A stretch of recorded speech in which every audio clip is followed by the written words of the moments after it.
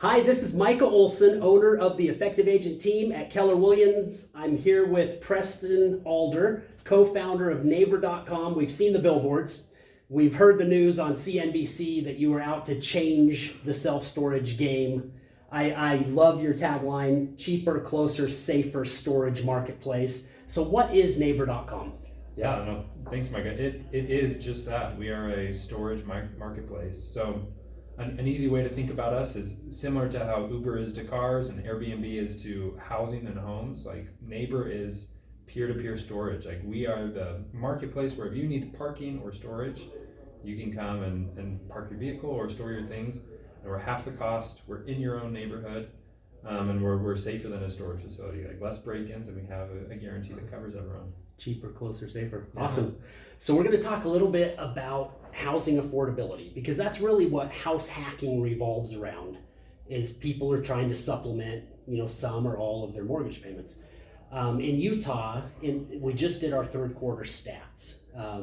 Third quarter 2020, housing prices went up 5.9% in 3 months. If you annualize that, that's a 23% annual appreciation. Now, I would say it's not going to keep going like that, but maybe it is. We don't know. So housing prices are going up. The only reason anybody can afford houses right now is because interest rates are so low. For most people, below 3%. And yet, I work with buyers every single day that they're looking at a house. They look at the kind of the price tag. What am I going to pay on my mortgage? And it's more than what they would like, even though they're possibly qualified for it. And so thus enters the whole scene of house hacking. I want to answer just a couple of questions that people ask us, and then we'll talk a little bit more about Neighbor.com if that works for you. Perfect. So first question, what is house hacking? Yeah, house hacking is using your home in any way to generate income to help offset what for most people is their largest expenditure. Like your mortgage is a very expensive bill in every American's life, or rent for that matter. Yeah. So house hacking, like some examples of this would be if I wanted to rent out my basement so that someone could come and stay in my basement, or maybe I put my home up on Airbnb so that people can offset that cost. On Neighbor, Neighbor is by definition house hacking. We're helping people take the space they don't use in their home and make meaningful hundreds if not thousands of dollars every month to help offset that cost of their mortgage. That's awesome. That's so cool. Great idea. We'll see. We can flip a coin to see who answers this next one. Is house hacking a good idea? Any thoughts on that? I'm really biased on I'm going to assume you're a little bit biased. No, and I like, it depends on the individual for sure. Like there are definitely individuals out there that shouldn't, like maybe don't feel comfortable putting their whole home up for rent or on Airbnb because they don't want to share their kitchen in the morning when someone comes. Now, I'm very biased that Neighbor is the perfect house hacking solution because it's a set it and forget it. Like if someone wants to come and put their Christmas tree in your basement because you have an unfinished basement and you're going to make $100 a month because they're storing in just like the corner of your space, that's meaningful money that they put their stuff in, and you don't do any work for the next year perhaps, and you're making a couple $1,000s a year to really it's truly passive income. So I'm very biased in saying yes, house hacking is like everyone should that's able. Yeah. So I get questions sometimes, maybe I'll take this next one. A lot of people ask me, is it legal to fill in the blank? Can I rent a single room? Can I rent my basement? Could I rent the basement and the upstairs and not even live in the house? Can I have somebody store an RV on my driveway? So I'm going to go into some details just real quickly. First of all, I don't know of any city in Utah that has a general rule allowing rentals of your home for people to occupy, not for storage, but for people to occupy for a term of less than 30 days. Now there are pocket communities down in St. George. You get the places with really cool pools, and we all go down on fall break and take our kids and hang out there. And those places are, but for the most part, it is against code to rent out for a part of your home for a person to live there. Which is one of the reasons I was really excited to get you in here, because you can rent as much of your house as you want for storage. Yeah, I mean, you think about it, you'd be hard pressed to find someone in the state of Utah right now that isn't storing someone else's stuff in their home right now. Oh, like you've got parents that are storing their kids, or relatives, uncles, aunts, like cousins, like even just friends that are leaving things. The idea for Neighbor came about because I needed to store my stuff. I was a college student And rather than storing in a storage facility, I found an old family friend who was an old neighbor of ours that let me come and store my stuff in his garage. And so it's a practice that dates back like longer than memory, really. And like storage itself is like because they're just items being stored, it's not regulated in the same way that housing is. Yeah, not with people living there. Yeah. You just gave me an idea. I have a daughter who's been married for about 1.5 years that still has stuff in my house. If I put that space on Neighbor, I could tell her she needs to go and rent it. Yep. You are not the first person to tell me that. Awesome. Okay, so next question that we get a lot is, how do you start? I usually tell people, make a plan, figure out what your comfort level is, check out any, possible risk and mitigate that, or see if there is a way to mitigate it. That's another thing, point number 2 that I love about Neighbor, it's kind of a no-brainer to me. Having somebody come and live in a bedroom and share a kitchen, to me, I can't. That's past my comfort level. Possibly renting a full basement out if they have their own kitchen and laundry or things like that, I'm pretty comfortable with that.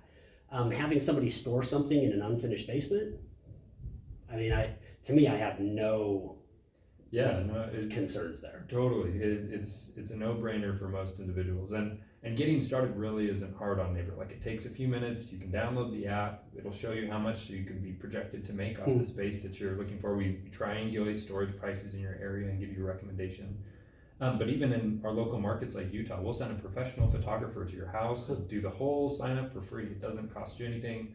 We'll come take photos, help you set the price, list it, and it's like you don't pay anything. Like, we make our money by charging the renter a small additional fee. So if you rent your garage for $150, we might charge that renter $160. However, that same space might be $200 at a facility, and so we're saving everyone money. Yeah, that's cool. Okay, I didn't know that you send out photographers too. Yeah, that's cool. Good. I think that was all of the questions. Now, obviously, it's not an accident that I had you here. We've talked a lot about what Neighbor offers. Tell me, how are people feeling about Neighbor? How's it going? It's great. Like, in the last, a lot of people ask, how are you doing during COVID? I know this is a very difficult time. Oh, interesting. Yeah. Like, more than anything, we've just about tripled, if not more, like, our incoming new users and revenue that are coming in, just because, like, storage is something people need. Like, they need you. I might not go take that trip to Tahiti because of like a pandemic going on, which I definitely shouldn't. Yeah. However, if someone dies in a family, or there's a divorce and like they need to put their things into storage, or maybe they're changing jobs, like, life goes on and storage is a necessary I'm item. thinking of all the BYU kids that now they're not coming back after Thanksgiving, or UVU kids or U of U. Yep. And they're supposed to pack everything up, bring it home for 2 months, and come back in January. Like, that's first thing that crossed my mind. Yeah, students make up a big portion of the market. I think it's about 7%. So like like, these are needs that people have, and in a time where like there is so much uncertainty and there's so much unemployment, like, having an option that's about 50% the price of traditional storage, as well as like, we're connecting neighbors. We want to make it so that you're not storing with a stranger, you're storing with someone on your own street. Maybe it would have been awkward for you to ask that neighbor down your street, like, can I put my stuff in your garage? But the fact that they've listed it and they said, yeah, like, for $80, rent this space and you can store your stuff here. And so we're connecting communities. It was very intentional that we have the word neighbor. Yeah, and so I've got 2 neighbors that there have been emotional exchanges in our neighborhood, because one of them has a big motorhome that was parked in front of their home. The other one has a big fifth wheel that's been parked in front of their home for 2 months. And other neighbors sometimes are not loving, a thing that's parked on their street forever. And yet, nobody wants to tell them you've got to go to an RV storage park and pay $185 a month to keep your fifth wheel there. I'm gonna get some cards and put them in their windshields for Neighborcom so I can look them up. We do a ton of that. Like, we do a lot of recreational vehicle parking and storage as well, just because like there are communities, there's HOAs out there that don't allow, like, you can't park your boat out front or on the side of the house.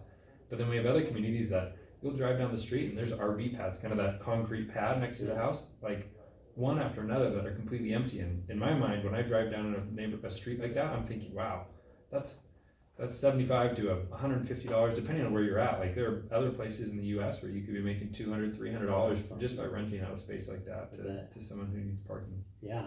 And well, that was actually another question I had for you. Is it worth it? I mean, if I say, okay, I've got a 5x5 closet that I want to rent out, I'm going to make what, 15, 20, 25, 30, depends on the market, I guess. But can somebody take and look at their house and say, hey, I've got an RV pad, I've got an unfinished basement. Like, what are they going to make? Is it worth setting it up? Yeah, no, like it is definitely worth it. Like when you think of it on a time in and out, like the cost benefit analysis, like if I want to make a few $1,000s on Uber or Uber Eats or like even Airbnb for that matter, like I need to work, I need to clean my home, I need to sit in a car and drive people around like strangers I don't know. When you think of, okay, I've got space I'm not using, I might need to clean up my garage a little bit, or maybe like I don't know, like clean out the basement a little bit. But once that's done, you're really just making money, and the money goes straight to your bank account. So we, on average, like users are making thousands of dollars every year for like our average user. However, we have people making well over $50,000 a year on Neighbor because they've got space that they're not using and they're hacking it in different ways. And so I'm a huge proponent, like the fact that you can offset your mortgage easily 15, 20%, like that makes it easier to think about. If I'm trying to decide on a home purchase, like should I get that house that's $50,000 more? Well, if it has a third car garage and the other one doesn't, like that immediately makes that purchase worth it. Like we obviously can't guarantee income, but we have seen that quality space on Neighbor gets rented very quickly. Like it's pretty amazing. That's pretty cool. I'm just thinking of, throw a couple of different options, an RV pad and a storage space in your house, and now you made $5,000 more in a year. I was just, as you were talking, I was thinking, would I use that for Christmas presents for people, or would I take that trip to Hawaii? Because you can, I mean, literally, I'm just running through like, what does that mean? Yeah. Because $5,000, I mean, maybe to some people that sounds awesome, maybe it doesn't to others, but when I translate that into, that's a trip to Hawaii for me and my wife for a week. Totally. In a beachfront condo, 5,000 would more than cover that. I think we did the math at one point where for most Americans, you could even just take like a 5x5 space in your garage and that could pay for Christmas. Like it could pay for, as you said, like the possibilities are endless. We've had lots of users come to us. We did a small campaign where we asked people, what are you doing with this money? And some people said like, I'm doing it to help like prepare to be a foster parent or like prepare for applications. And then there are other people that said, I went to Cancun and like we had a fun vacation. Now I feel guilty for thinking of a trip to Hawaii. No, but also, I should be curing world hunger. No, but I think the other thing you need to be aware of is you are also helping someone. Like there's someone that chose to go with you and through Neighbor because they are saving money. Like it's meaningful. It's an easier experience. Like we have lots of people like in armed service. Like that's another huge market. There are veterans and people, military that they're relocating all the time and they need storage units everywhere they go.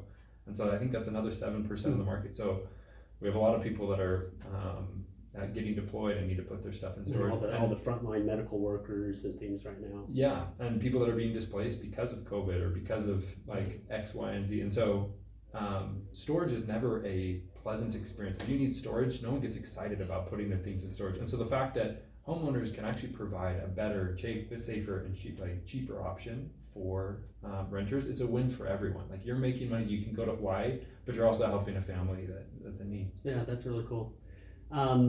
So just to close, and I've noticed this on your website, I did some research before we got together.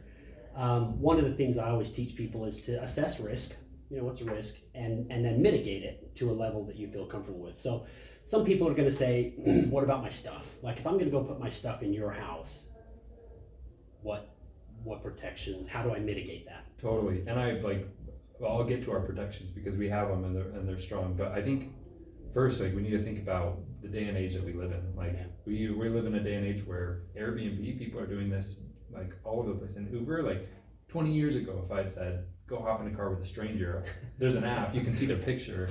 Or like go sleep in someone's house that you've never met. You probably don't even speak the same language as them, like in a different country. Whereas with Neighbor, like there's two reasons why Neighbor is really the safest marketplace option out there. And it's one, you're not storing with strangers, you're storing with people that you potentially know. Like in your own neighborhood, these aren't people that are in different cities or even different countries. These are people that you might already know their first name because they live close by. So it's a very localized marketplace. And the second reason is you're not storing a human being. Like, it might be a little Not sending my girl to school in an Uber car. yeah, like that's like you're trusting your life to Uber, and you're trusting your life when you go and sleep in someone's house. Whereas if you need a place to put your Christmas decorations, like, should you be concerned about that? Like, is my Christmas tree safe? Now, granted, lots of like the items being stored at our neighbor are dear to everyone's heart, so we want to make sure they're protected. So we do have a $25,000 guarantee for every renter that protects their items if there's a flood, fire, damage, like whatever. As well as we have a $1 million protection, a $1 million guarantee that protects each of our hosts, just as Airbnb has a $1 million guarantee. Yeah. And it acts similar, like basically a secondary insurance behind your home insurance. But we want everyone to have peace of mind, because there's a small mental block where people say it's probably not going to be safe. They're going to store things that I don't want in my house. But that's interesting. That's kind of silly to us, just because if anyone wanted to store something they didn't want someone else to see, like, they wouldn't store it Go put with it in another your human house. being. Yeah. Like, and so we've been just really proud of the fact that people love what they're seeing at Neighbor. It's like NPS, like Net Promoter Score. We've got, I think it's over 75 for our renters right now, which is like kind of off the charts, unheard of, where people are like really love their experience storing and saving money. Or telling other people about it. Yeah. Yeah. Well, that's awesome. I really appreciate you coming in to chat. Yeah. It's been a fun discussion. I'm thinking now of my RV space that we don't have an RV in, and you can join the other two. yeah, I can get that neighbor's You can be RV the off the third street, neighbor just now. parked in my yard. Yeah, I can be the peacemaker, which we all need these days. Well, yeah, thank you for coming in, Preston Alder, co-founder of Neighborcom. It's been a pleasure talking to you, and we'll have to get you back in to talk more someday. Yeah, thanks, Micah. Appreciate it. Thanks.